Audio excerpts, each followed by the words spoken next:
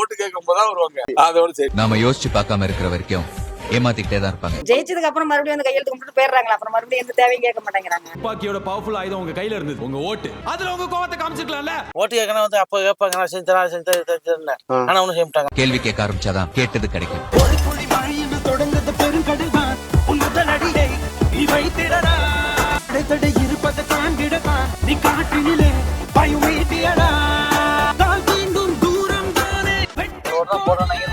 Current பிரச்சனை ரொம்ப செய்யறேன் படுவில் அநேக மாசம் அடிக்கடி பட்டி போடுவாங்க. ஓட்டு கேட்கணும் வந்து அப்ப கேட்பாங்க, நான் செஞ்சேன் ஆனா ஒன்னும் செய்ய மாட்டாங்க. நம்ம ஊரை பொறுத்தவரைக்கும் என்ன குறைன்னு இருக்கு, இல்ல என்ன தேவை இருக்கு? நம்ம குறையில பார்க்கும்போது நிறைய குறை இருக்குங்க.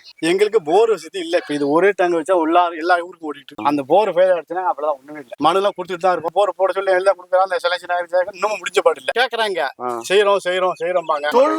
செய்யறதா வந்து சொல்றாங்களோ ஒண்ணும் செய்யறது கிடையாது. ஊரே ஒன்னா சேர்ந்து கேட்டா கிடைக்கும். விவசாயம் சிறக்க வாழ்த்துக்கள். நம்மள்ட்ட ஓட்டு வாங்கின அரசியல்வாதி எல்லாம் வந்து பார்த்தாங்களா, எதுவும் கேட்டாங்களா? இன்ன வரையும் உத்தரவு இல்ல.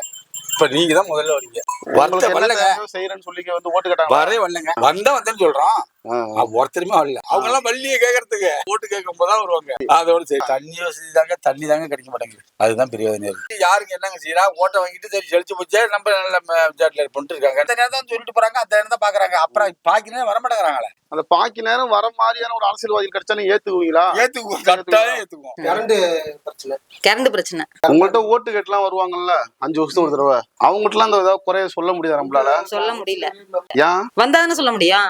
ஓட்டு கேட்க வருவாங்க. மக்களுக்கு என்ன குறை இருக்கு, எல்லாத்தையும் நிவர்த்தனை பண்றேன், எனக்கு ஓட்டு போடுங்க அப்படின்னு சொல்லி ஜெயிச்சதுக்கு அப்புறம் மறுபடியும் வந்து கையெழுத்து கும்பிட்டு போயிடுறாங்க. அப்புறம் மறுபடியும் எந்த தேவையும் கேட்க மாட்டேங்கிறாங்க. ஓட்டு கேட்க ரோடு பூரா மோசமா கிடக்கு. நமக்கு ரோடு தான் முக்கியம். குறைங்கிற கேட்கறது கேள்வியே கிடையாது. ஆனா ஒண்ணு செய்வருக்கு இந்த ஒரு பையன் இதுதான் நடக்குது. மக்களோட மக்களா இருக்கிற மாதிரி ஒரு அரசியல்வாதி நமக்கு கிடைச்சா ஏத்துக்குவீங்களா? ஏத்துக்கோங்க. சரி, ஏத்துக்குவோம். ரொம்ப நன்றிங்க.